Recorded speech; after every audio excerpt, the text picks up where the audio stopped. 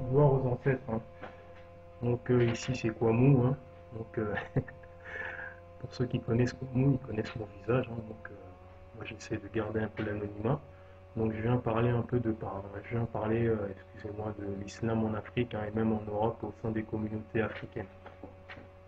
Ok, donc premièrement j'aimerais dire que l'islam est une grosse farce, comme le christianisme, comme le judaïsme. C'est une grosse farce. C'est une escroquerie intellectuelle et spirituelle.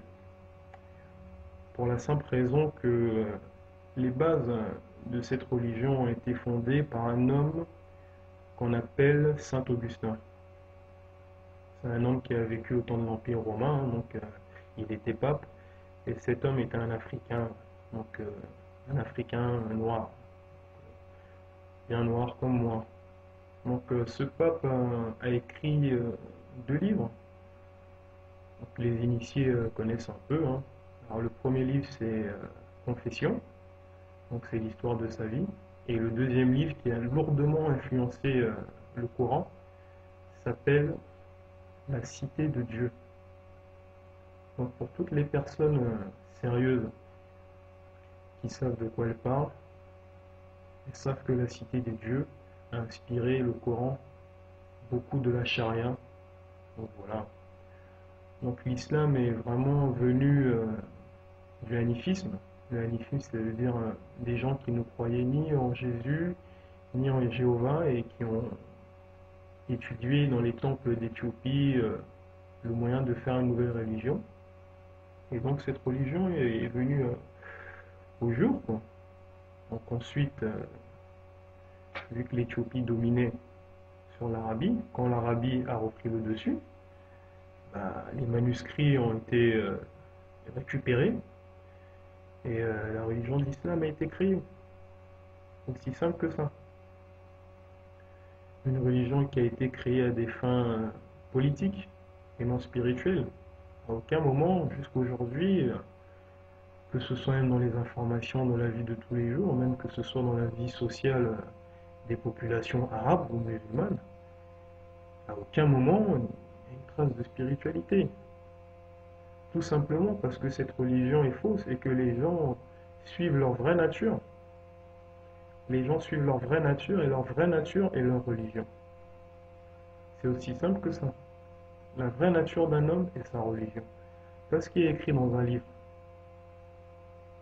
Si vous êtes un peuple de voleurs et d'assassins, de menteurs, le mal est votre religion.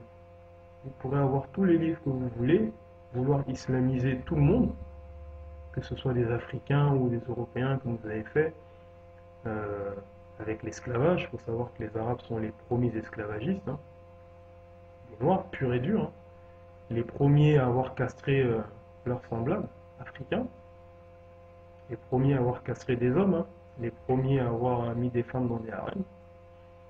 Donc tout ça, c'était un but politique pour conquérir, hein, aussi pour se faire servir. C'était un but politique et non spirituel. Il n'y a aucune spiritualité dans l'islam. Tout est biaisé, tout est repris sur l'Ancien Testament et les gens sérieux le savent. Donc le message que j'aimerais envoyer aux personnes, aux Africains musulmans, pour ceux qui sont nés dans l'islam, j'aimerais dire que ce n'est pas votre faute. Ce n'est pas notre faute, c'est plutôt la faute de ces traîtres, de ces rois, de ces souverains qui se sont convertis et qui ont converti leur population. Donc c'est un travail qu'il faut effectuer au long terme. C'est une recherche perpétuelle, une recherche, un retour vers l'Afrique, hein, vers les traditions africaines ancestrales, hein, qui vont permettre de nous libérer de cet esclavage spirituel. Pour les Africains, que ce soit même antillais, qui se convertissent, là les gars, vous faites une grosse erreur.